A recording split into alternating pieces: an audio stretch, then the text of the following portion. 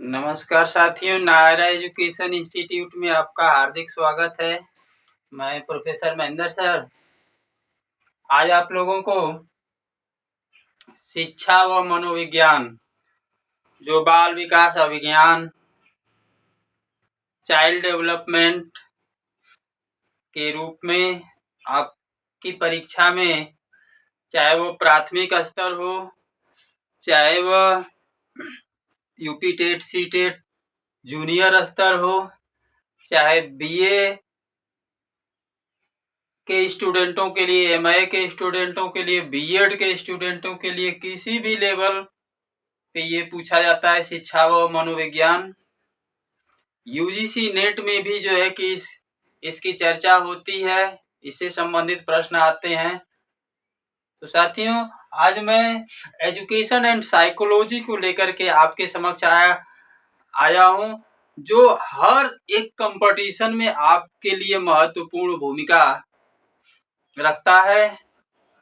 तो आइए साथियों, जैसा कि आपके लिए शो हो चुका है कि आपको 20 दिसंबर 2023 की परीक्षा जनवरी 2024 में जो है कि निश्चित कर दी गई है, जिसके लिए 3 तारीख से आवेदन भी शुरू हो गए हैं। इसी को ध्यान में रखते हुए हम आपके सामने जो है कि फर्स्ट पेपर, चाहे वह प्राथमिक लेवल पे हो चाहे जूनियर लेवल पे हो, आपका 30 क्वेश्चन में से आज पहला क्वेश्चन पहले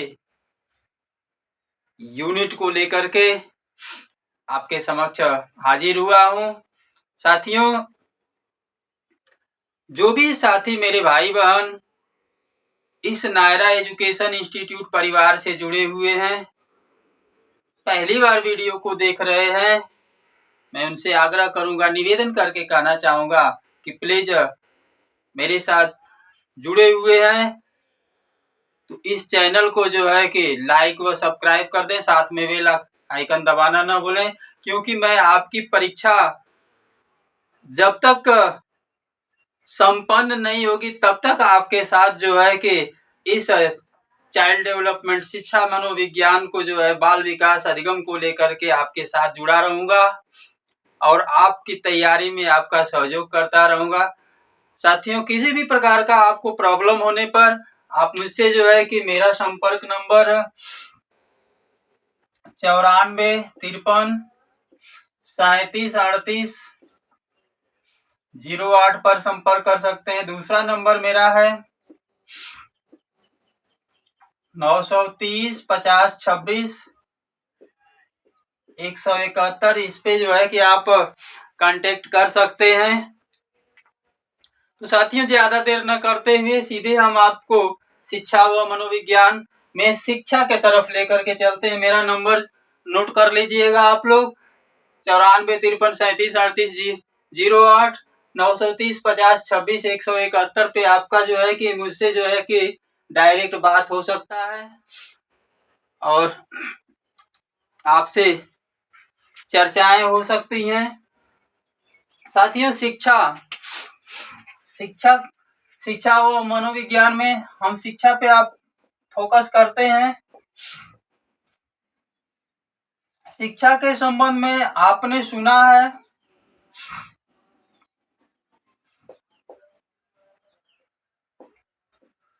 शिक्षा संकुचित रूप में क्या है, शिक्षा व्यापक रूप में क्या है। संकुचित रूप में जो है जहाँ पे सब कुछ निश्चित है,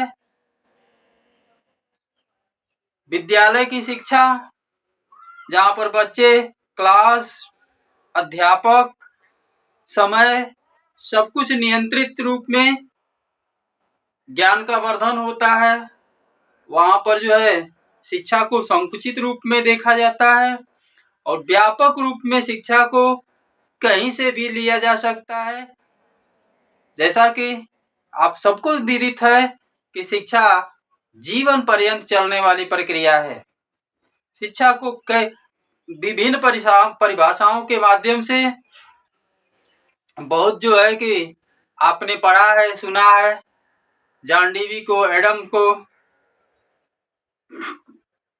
एडम स्मिथ को, महात्मा गांधी को, तमाम तरह के शिक्षा की प्राचीन परिभाषाएं, शिक्षा की आधुनिक परिभाषाएं, ये सब आप लोगों ने पढ़ा है। केवल मैं आप लोगों को आईना दिखा रहा हूं। यहाँ पे आपसे पूछा जा सकता है शिक्षा की परिभाषा, शिक्षा दो ध्रुवी प्रक्रिया है। तो दो ध्रुव को कहने वाले जो है कि शिक्षा दो ध्रुवी प्रक्रिया,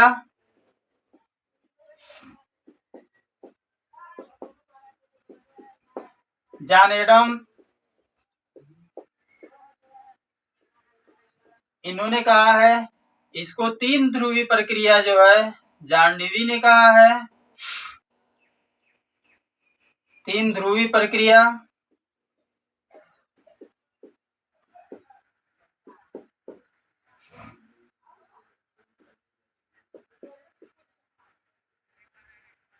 जॉन डीवी ने कहा है। तो साथियों, आप चूंकि टेट सीटेट बीए एमए की परीक्षाओं में आप लगे हुए हैं, तो शिक्षा को बहुत डीप में पढ़ाने से अच्छा है कि इसकी जो मेन आपको परीक्षा की तैयारी है उसकी दृष्टि से पढ़ाया जाए तो अच्छा रहेगा। शिक्षा दो ध्रुवी प्रक्रिया है, जॉन एडम्स महोदय ने कहा है। और तीन ध्रुवी प्रक्रिया शिक्षा जो है इसको जॉन डीवी ने कहा है। तो साथियों, ये जो शिक्षा के दो ध्रुव हैं, दो ध्रुव, इसमें पहला ध्रुव जो है साथियों शिक्षक को बताया गया है। पहला ध्रुव जो है शिक्षक को बताया गया है। दूसरा ध्रुव जो है छात्र को बताया गया है। ये जो है जॉन एडम्स का कथन है। लेकिन विभिन्न शिक्षा शास्त्री मनोवैज्ञानिक दार्शनिकों ने जब अध्ययन किया तो उन्होंने बताया कि केवल शिक्षक छात्र से काम चलने वाला नहीं है। जहां से कहीं से शुरू हो जाए, कहीं से पढ़ाया जाए, इसका बहुत मतलब निकलने वाला नहीं है। तो इसका मतलब निकालने के लिए एक तीसरा ध्रुव जो है जॉन डीवी ने दे दिया। इस ध्रुव का नाम जो है बताया गया है पाठ्यक्रम। ये पाठ्यक्रम जो है विषय वस्तु पाठ्यक्रम, ये जो है कि आपका तीसरा ध्रुव बना दिया गया है। तो साथियों, शिक्षा दो ध्रुवी प्रक्रिया भी है, शिक्षा तीन ध्रुवी प्रक्रिया है। और अब हम आगे बढ़ते हैं। शिक्षा की कुछ हमने परिभाषाएं लिखा है। शिक्षा वातावरण को नियंत्रित करने वाली वह शक्ति है जिससे प्रत्येक व्यक्ति अपनी निहित संभावनाओं की पूर्ति कर सके। शिक्षा वातावरण को नियंत्रित करने वाली वह शक्ति है जिससे प्रत्येक व्यक्ति जो है अपनी निहित संभावनाओं की पूर्ति कर सके। ये परिभाषा किसके द्वारा दी गई है? तो साथियों, ये परिभाषा जो दी गई है जॉन डीवी के द्वारा दी गई है। किसके द्वारा दी गई है? John Dewey.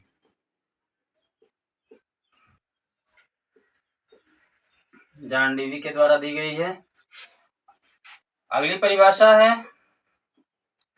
शारीरिक, मानसिक और बौद्धिक विकास की प्रक्रिया ही शिक्षा है। आपसे परीक्षा में पूछा जा सकता है, very most important question for CTET exam, UP TET exam and others exam.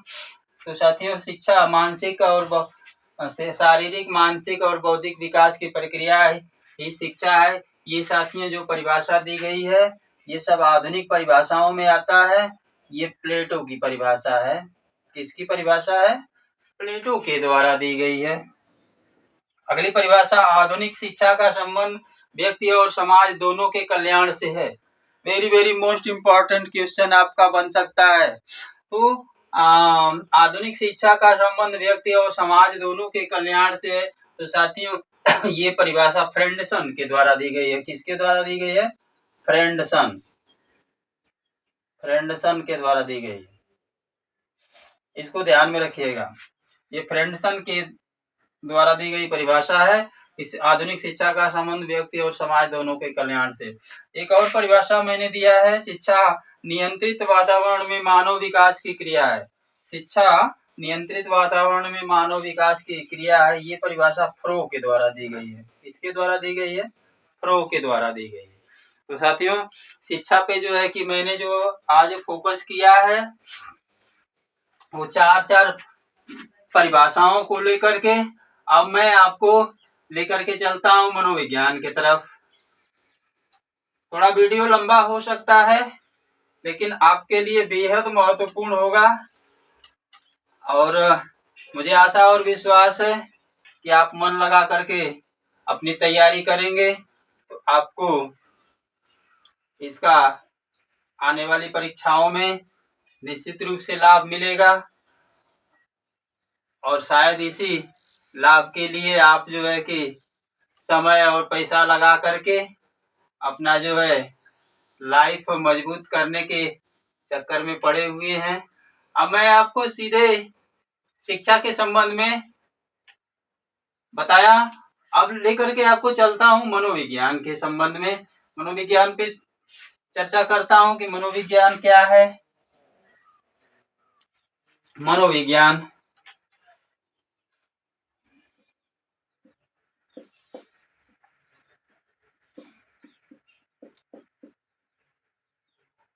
साथियों, ये मनोविज्ञान साइकोलॉजी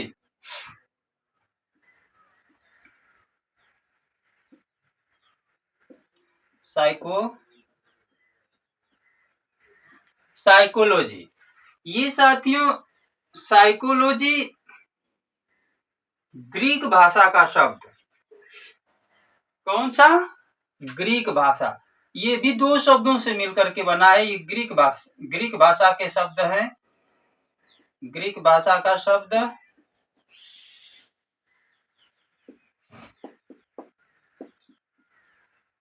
साइकी।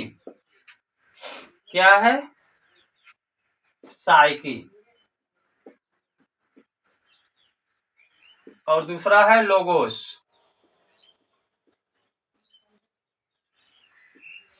ये दो शब्द हैं, साइकी और लोगोस। इन दो शब्दों से मिलकर के ये मनोविज्ञान बना है। इस साइकी और लोगोस में ये जो लोगोस जो है इसका, चलिए दोनों बारी बारी से हम बता देते हैं। ये जो साइकी है इसका अर्थ साथियों होता है भिन्न भिन्न समयों पर। क्या होता है? भिन्न भिन्न समयों पर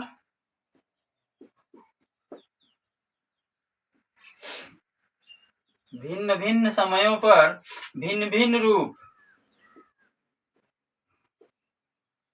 भिन्न भिन्न रूप, भिन्न भिन्न समयों पर भिन्न भिन्न रूप, जैसे आत्मा और मन। आत्मा और मन, मन आदि के रूप में। इसका अर्थ जो है, साइकी का अर्थ जो है भिन्न भिन्न समयों पर भिन्न भिन्न रूप, जैसे मन और आत्मा के आदि के रूप में इसका अर्थ लगाया जाता है। और लोगोस का अर्थ होता है विचार करना, विचार करना या अध्ययन करना। साथियों, स्पष्ट हो गया कि भिन्न भिन्न समयों पर भिन्न भिन्न रूप, जैसे मन और आत्मा आदि के रूप में विचार करना या अध्ययन करना ही क्या है? मनोविज्ञान है। साथियों, इसको आपने देखा, इस परिभाषा के आधार पर साथियों, इस परिभाषा के आधार पर मनोविज्ञान की 4 अवस्थाएं बताई गई हैं। जो मैंने अभी बताया, भिन्न भिन्न समयों पर भिन्न भिन्न रूप, जैसे मन और आत्मा का अध्ययन करना ही क्या है? मनोविज्ञान। और आगे तमाम परिभाषाएं उसके संबंध में मैं फोकस करूंगा आपसे। इन मनोविज्ञान की परिभाषाओं के आधार पर जो है,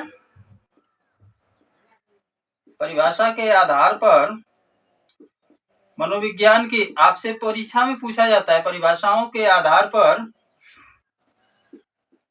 इसे 4 अवस्थाओं पर में विभाजित किया गया। कितनी अवस्थाओं में? आधार पर 4 अवस्थाएं, 4 अवस्थाएं बताई गई। 4 अवस्थाएं कौन कौन सी हैं? पहली अवस्था है मनोविज्ञान को ये प्रथम अवस्था में बताया गया है। प्रथम अवस्था मनोविज्ञान जो है, प्रथम अवस्था में बताया गया है कि मनोविज्ञान आत्मा का विज्ञान है। क्या है? आत्मा का विज्ञान, आत्मा का विज्ञान। साथियों, मनोविज्ञान को आत्मा का विज्ञान, ये जो है प्रथम अवस्था में जो है कि मनोविज्ञान को आत्मा का विज्ञान बताया गया। ये 16वीं शताब्दी में जो है, ये 16वीं शताब्दी में मनोविज्ञान पर जो है जो चर्चा हुई, इसको जो है कि आत्मा का विज्ञान बताया गया कि मनोविज्ञान आत्मा का विज्ञान है, इसका भौतिक वाद से कोई मतलब नहीं है। तो आत्मा का विज्ञान जो है, ये कहने वाले जो थे यूनानी दार्शनिक। कौन से लोग थे? यूनानी दार्शनिक। ये यूनानी दार्शनिक जो है क्या कहे कि मनोविज्ञान आत्मा का विज्ञान। इन दार्शनिकों में जो है आपका नाम आता है प्लेटो,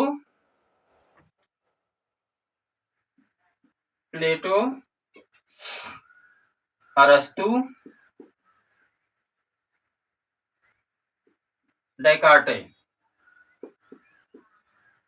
very most important question for all competition, UP TET, C TET, BA, MA, B.Ed, BTC, M.Ed, आपसे पूछा जा सकता है कि आत्मा का विज्ञान कहने वाले, आत्मा का विज्ञान मनोविज्ञान को बताने वाले जो दार्शनिक हैं, शिक्षा मनोवैज्ञानिक हैं, शिक्षा शास्त्री हैं, वे कौन से हैं? किस शताब्दी में इसका अध्ययन करके इसको आत्मा का विज्ञान बताया गया? तो 16वीं शताब्दी में यूनानी दार्शनिक, यूनान के दार्शनिक जो थे प्लेटो, अरस्तु और डेकार्टे महोदय ने इन्हें जो है कि क्या कहा कि मनोविज्ञान आत्मा का विज्ञान है। किसका है? आत्मा का विज्ञान है। दूसरी अवस्था के रूप में, दूसरी अवस्था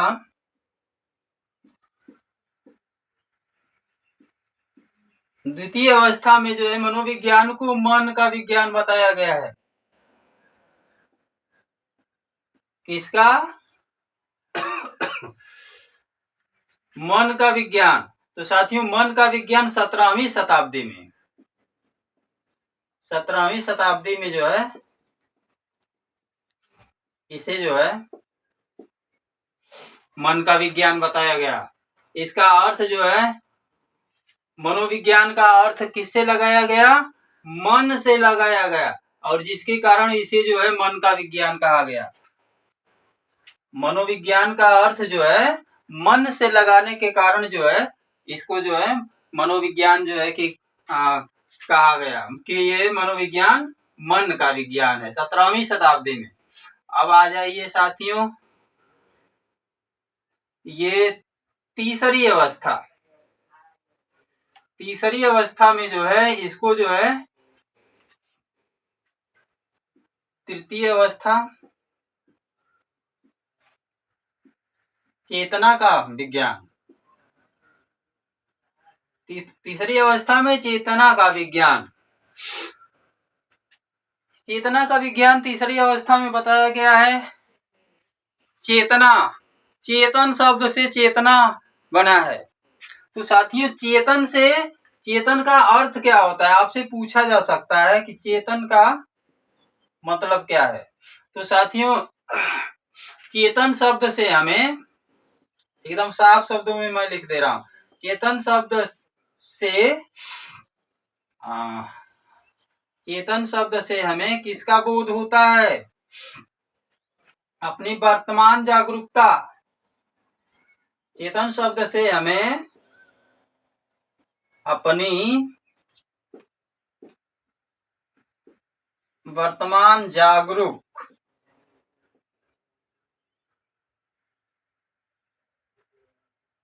चेतन शब्द से हमें अपनी वर्तमान जागरूक स्थिति का बोध होता है। किस स्थिति का बोध होता है, जागरूक, वर्तमान जागरूक स्थिति का बोध होता है। एकदम स्पष्ट है। चेतन शब्द से हमें अपनी वर्तमान जागरूक स्थिति का बोध होता है कि हमें किसी तथ्य के विषय में कितनी जानकारी है। अगर वह चेतना में है तो आप उसे डील करेंगे, उसका फोकस कर देंगे, उसको विश्लेषण कर देंगे। अगर नहीं है तो नहीं कर पाएंगे साथियों। तो ये जो है आपका 16वीं शताब्दी में मनोविज्ञान को किस रूप में देखा गया, आत्मा का विज्ञान, जिसको यूनानी दार्शनिक प्लेटो, अरस्तु, डेकार्टे महोदय ने जो है आत्मा के रूप में देखा। 17वीं शताब्दी में मनोविज्ञान को मन के रूप में देखा गया। 18वीं शताब्दी में ये चेतना का विज्ञान, इसे जो है 18वीं शताब्दी में देखा गया भाई। 18वीं शताब्दी 18वीं शताब्दी में इसे चेतना का विज्ञान बताया गया है। इस चीज को ध्यान दीजिएगा। 16वीं, 17वीं, 18वीं एकदम क्रम से 18वीं शताब्दी में इसे चेतना का विज्ञान बताया गया है। इसमें सबसे महत्वपूर्ण जो बात है, आप एक नाम जानते हैं, सिगमंड फ्राइडे।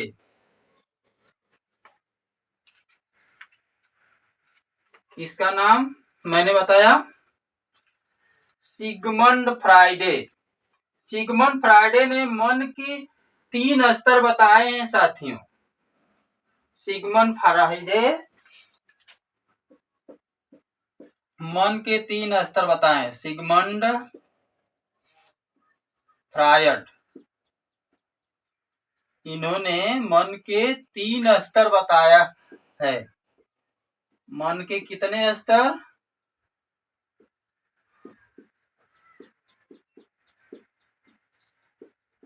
3 स्तर। आपसे very very most important question के रूप में पूछा जा सकता है कि सिगमंड फ्राइडे कहाँ के निवासी थे। वियना के थे साथियों। वियना के रहने वाले सिगमंड फ्राइडे ने मन के 3 स्तर बताए हैं, और तीनों स्तर हैं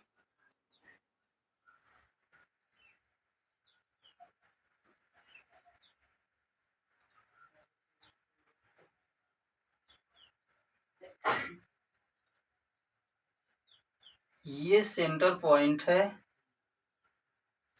अब इसको मैं बता देता हूं आप लोगों को।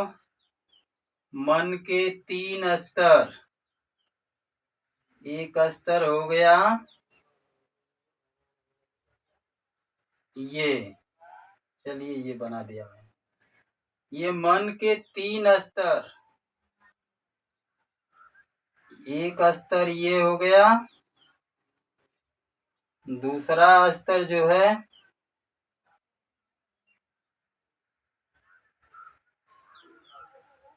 ये हो गया। इसको ऐसे कर देते हैं साथियों।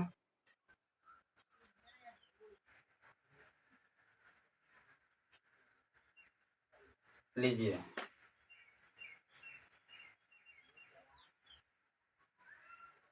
तीन स्तर, तीन स्तर मन के। थोड़ा सा और इसको दूसरे रूप में ले लेते हैं जिससे कि आपको समझने में आसानी हो जाए साथियों। अगर इसको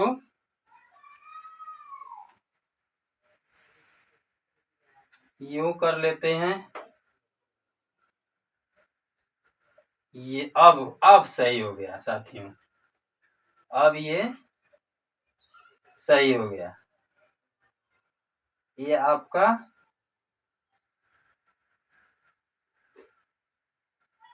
ये हो गया, एकदम अब सटीक आपका हो गया। इसी की जरूरत थी। ये पहला है चेतन स्तर, ये है अर्ध चेतन,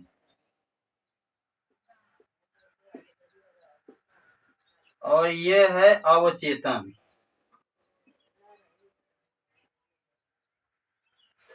तीन स्तर, तीन स्तर मन के बताए गए हैं। चेतन स्तर, दूसरा जो है अर्ध चेतन, और तीसरा जो है अवचेतन।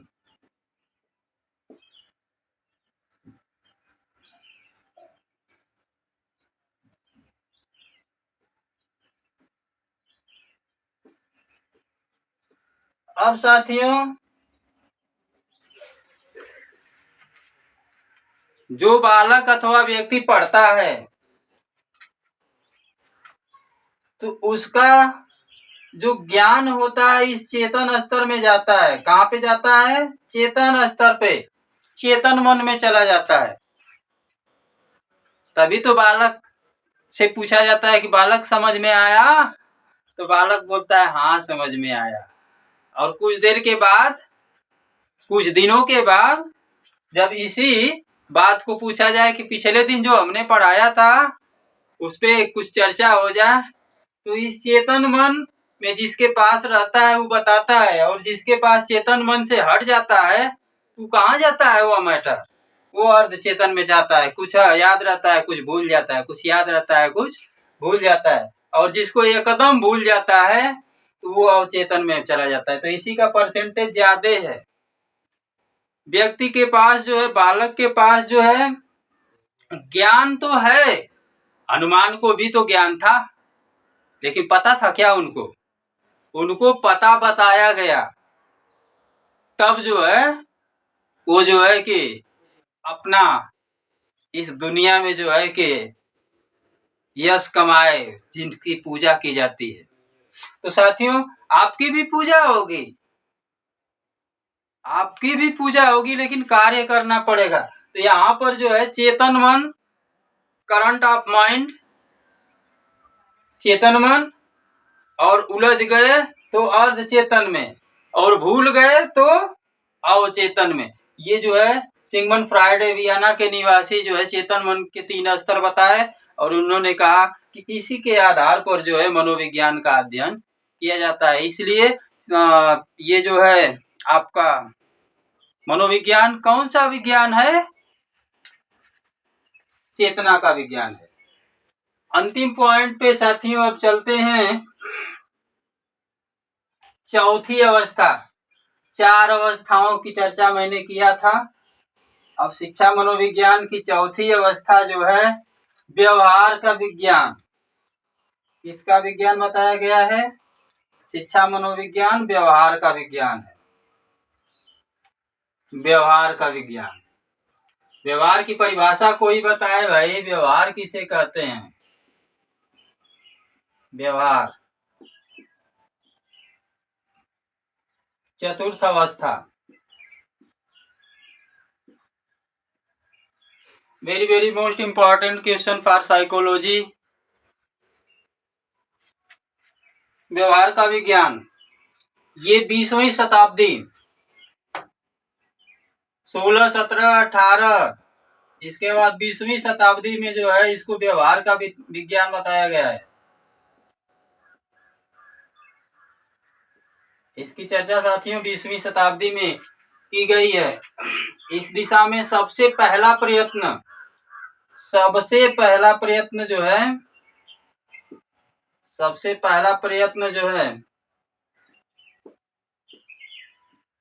1905 में सबसे पहला प्रयत्न जो है 1905 में मैकडूगल के द्वारा किया गया है। मैकडूगल के द्वारा किया गया है। इस चीज को ध्यान में रखिएगा। इसके बाद जो है वाटसन महोदय ने इसे जो है क्या बताया? व्यवहार का विज्ञान। किसका विज्ञान? व्यवहार का विज्ञान। तो साथियों आज आपने जो है शिक्षा मनोविज्ञान में शिक्षा को समझते हुए मनोविज्ञान को, जिसकी 4 अवस्थाएं आपने जाना। पहली अवस्था आत्मा का विज्ञान, दूसरी अवस्था मन का विज्ञान, तीसरी अवस्था चेतना का विज्ञान और चौथी अवस्था व्यवहार का विज्ञान। तो साथियों आज के वीडियो में बस यहीं तक। अगले वीडियो में मनोविज्ञान की परिभाषाओं के साथ उसकी प्रकृति को लेकर के जो है कि आपके समक्ष जल्द ही आपके समक्ष प्रस्तुत होऊंगा। तब तक के लिए साथियों नमस्कार, जय हिंद।